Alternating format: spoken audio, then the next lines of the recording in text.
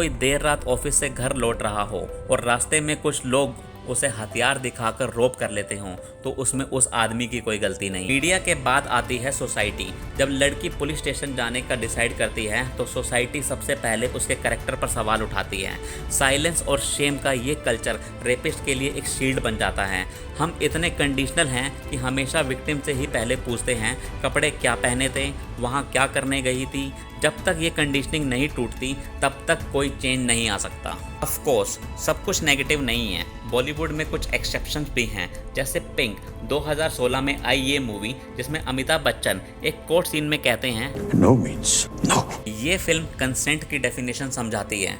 या मोम और मात्र जैसी मूवीज जहां रेप के बाद एक माँ या एक सर्वाइवर सिस्टम से लड़ती है। लेकिन ये सिर्फ एक्सेप्शन है, बाकी इंडस्ट्री अब भी आइटम नंबर्स और टॉक्सिक मैनहुड से टीआरपी बना रही है। अगला प्रॉब्लम है लड़की की गलती निकालना। इस प्रॉब्लम को हम विक्टिम ब्लेमिंग भी कहते हैं। जब भी रेप्स जैसे क्राइम होते हैं तो वहाँ बस एक ही चीज़ रिस्पॉन्सिबल होती है, वो है रेपिस्ट की हैवानियत।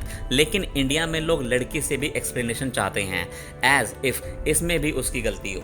अगर कोई टेररिस्ट किसी स्कूल में घुसकर मासूम बच्चों पर गोलियां चलाने लगता है तो इसमें उन बच्चों की कोई गलती नहीं। अगर कोई देर रात ऑफिस से घर लौट रहा हो और रास्ते में कुछ लोग उसे हथियार दिखाकर रोप कर लेते हों तो उसमें उस आदमी की कोई गलती नहीं। अगर दो लोग आपस में लड़ाई कर रहे हों तो उसमें से एक गुस्से में आकर अगर गोली चला दे तो इसमें पहले वाले इंसान की कोई गलती नहीं।